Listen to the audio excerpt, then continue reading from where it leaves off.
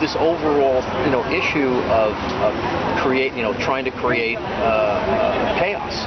And I mean, the more that they create this race war, class war, the more they can control us. Like I work in Boston. I live in Boston during the week, and I was there during the bombing. And I saw what they did when they basically imposed martial law. Right? They told everybody they had one kid that they were looking for, and they had the entire city shut down. And probably about 3 or 4 months before that, I was sitting in my apartment, and all of a sudden I hear this huge noise about 8 o'clock at night. I go out on my balcony, and they're attack helicopters, blacked out attack helicopters, flying right in the city of Boston. They fly right up to the buildings in the financial district, which is like right out my window.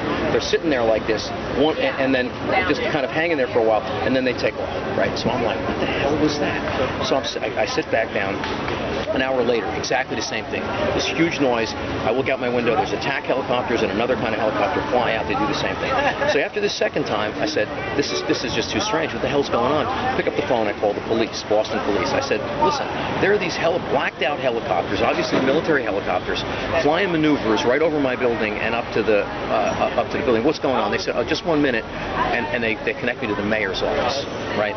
So I get on the phone and I said, I tell them what happened. They said, oh, that's an unscheduled or an unannounced military exercise.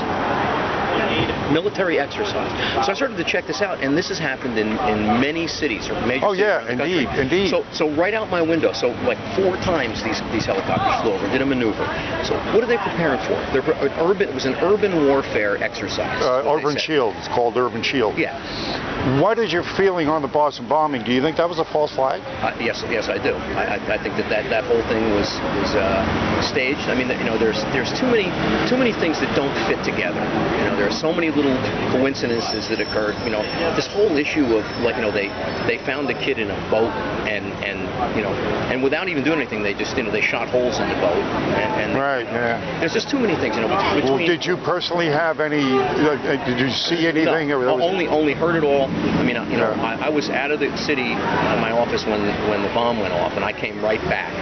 So I was there from the point where they were triaging, they were pulling people out. So I just heard helicopter sirens, and then for the next 3 days, it was just craziness there. I mean, it was so eerie to have this entire city shut down. And the day that they did that, they basically declared, and I think that was a test. I think that what they're doing is they're pushing to see how far they can go to declare martial law. Yeah. This whole disarming thing is bullshit. I mean, I own lots of weapons, and they're going to have to come pry them out of my cold dead hands, because I'm just not going to leave an opportunity open for an obviously oppressive government to just decide to do what they want to do. It's amazing because I talked to, of course, a lot of people. I had a lot of people from Boston. I had a cop who just retired, 25 years on the force last week. Goes by every year. This week's spring. That the cradle of patriotism, where it all started, where you had, the history of Boston, is looked upon as such a blue state, and I don't find that. I get testimony all the time. Oh no, I mean it is, it is a very liberal state. Yeah, but Deval Patrick, very liberal governor. That's been the tradition there. Has been, but there's still a lot of people there that are blue-collar workers that have a kind of a different mentality when you're involved. Do you find a lot of people also believe what you believe about the Boston bombing, or is it? I'd say a lot. I think there are a number of people that do. What do you do back there? Security. Wonderful. Yeah. So high-level corporate security. So it's something I'm aware of. Yeah. Well, that's a lot more validity to what you just said. I gotta get out of here, man. Thank you, man. Thank you. If you want to catch us on YouTube.